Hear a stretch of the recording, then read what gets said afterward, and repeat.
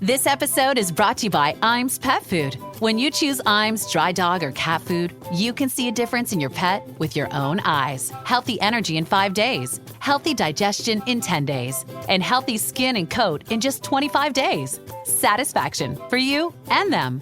Guaranteed or your money back. Feed Iams dry dog or cat food and see a visible difference. Visit iams.com/difference to learn more. What up, y'all? It's Joe Budden, here to talk about Prize Picks. Prize Picks is the best place to win real money while watching football. You can get up to 100 times your money. Prize Picks will give you $50 instantly when you play your first $5 lineup. You don't even need to win to receive the $50 bonus. It's guaranteed. Just download the Prize Picks app and use code SPOTIFY. That's code SPOTIFY on Prize Picks to get $50 instantly when you play a $5 lineup. Prize Picks. Run your game.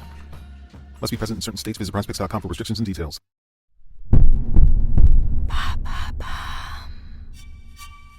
Salut, c'est Joanne de Bababam. Vous le savez, La Traque, c'est le podcast aux 4 millions d'écoutes qui plonge dans les cavales marquantes de l'histoire du grand banditisme. À l'occasion de la saison inédite consacrée à Poulaine Davy, la reine des bandits, on vous emmène visiter les coulisses de notre studio.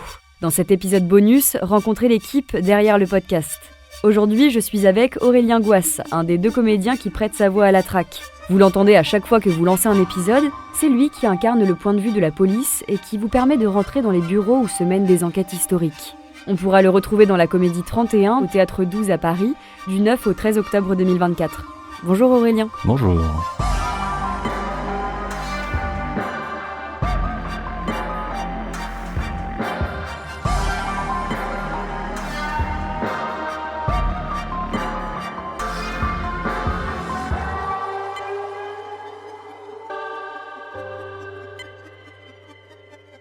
Est-ce que tu pourrais commencer par te présenter, m'expliquer un peu ton rôle au sein du podcast ? Avec plaisir. Écoute, dès la première lecture, ça m'avait beaucoup plu. J'ai beaucoup aimé le ton, un petit peu sérieux, mystérieux, mais avec des petites pointes d'humour aussi, et très intéressant, de souvent commencer par la capture de ces personnages et de faire tout le flashback sur les épisodes d'après, sur comment ces personnages sont arrivés à faire ce qu'ils ont fait.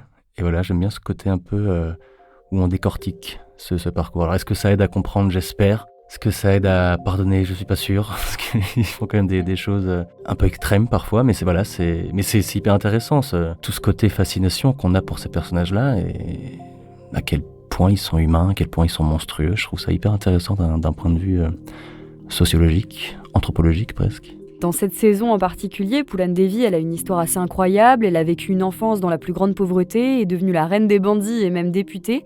Pourquoi, selon toi, son récit mérite-t-il d'être raconté ? Poulaine Davy, vraiment, elle a une trajectoire assez particulière. C'est vrai que on traite assez peu au final des traqués EES, parce que souvent les femmes, j'ai l'impression que cette soif de violence naît d'une injustice énorme au départ, que c'est vraiment un sentiment de vengeance très très très fort qui les anime.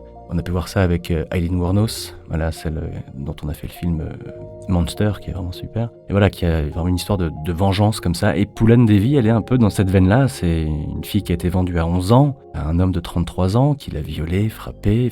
Elle a été abandonnée par ce type-là. Elle est retournée dans son village. Elle a été abusée par un cousin à elle qui était beaucoup plus vieux, qui l'a vendue à cette bande de bandits pensant qu'ils allaient l'assassiner. Et voilà. Et cette fille, dès son enfance, il y a eu ce désir, cette flamme de révolte qui naît très tôt, ça on le voit dans le premier épisode, où la première fois que son père lève la main sur sa mère, qu'elle voit ça, il y a une espèce de fureur qui s'empare d'elle, elle saute sur son père, et son père arrête, il est complètement stupéfait, et elle se rend compte à ce moment-là qu'on peut agir, agir sur les hommes et les faire s'arrêter de faire ce qu'ils font, comme un déclic. Puis après, il y a toute cette trahison de certains membres de son clan de bandits qui tuent le seul homme. Attention, tu vas nous spoiler la saison. Oui, il faut pas que j'en dise trop. Mais voilà, c'est vraiment ce côté vengeance viscérale.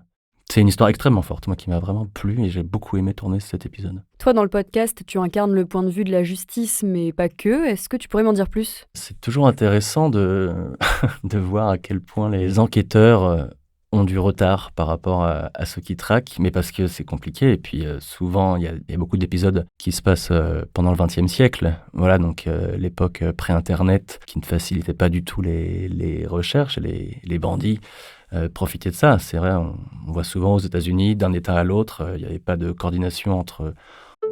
The Ford Explorer is America's all-time best-selling SUV.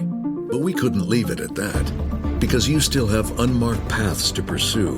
So we gave it an available 400 horsepower engine. It's up to you what you do with that power. The 2025 Ford Explorer. It's all in the name. Based on S&P Global Mobility 1946 to current U.S. total new cumulative registrations for all vehicles identified as SUVs. Horsepower and torque ratings based on premium fuel per SAE J1349 standard. Your results may vary. Did you know that parents rank financial literacy as the #1 most difficult life skill to teach? Meet Greenlight, the debit card and money app for families. With Greenlight, you can send money to kids instantly, set up chores, automate allowance, and keep an eye on your kids' spending with real-time notifications. Kids learn to earn, save, and spend wisely, and parents can rest easy knowing their kids are learning about money with guardrails in place. Sign up for Greenlight today at greenlight.com/Spotify. Entre les États. En Europe, c'est pareil, il y a des grands traqués qui allaient d'un pays à l'autre. Donc c'est toujours amusant de voir amusant oui et non, mais de voir cette frustration qu'ont les enquêteurs et leur satisfaction à la fin, après des années, parfois des décennies de traque, et qui souvent se jouent sur des petits détails, sur des petites erreurs d'inattention. Il y a un côté très, très, très théâtral là-dedans. Et avant d'enregistrer une saison, comment est-ce que tu fais pour t'imprégner du personnage ? Est-ce que tu as un petit rituel ? Je lis tout et évidemment, il faut que je voie la tête du personnage parce qu'évidemment, je ne peux pas tous les connaître.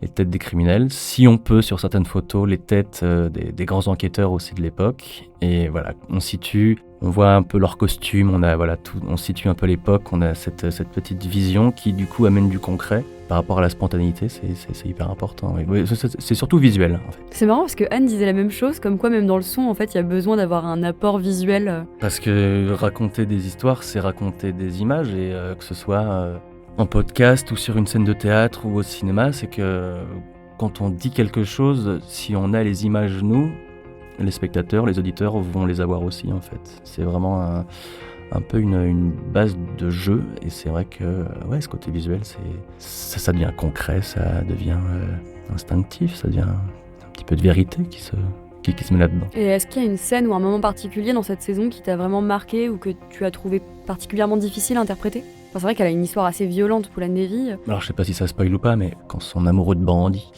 se fait trahir par d'autres membres de clan, ces membres-là, du coup, deviennent les nouveaux chefs et ils entraînent Poulane dans leur village à eux. Elle est attachée à un cheval, nue, à la vue de tout le monde, et comme c'est une autre caste, elle est offerte à tout le village. Voilà. Et donc ça, quand on lit ça, quand on raconte ça, on a les images forcément qui viennent.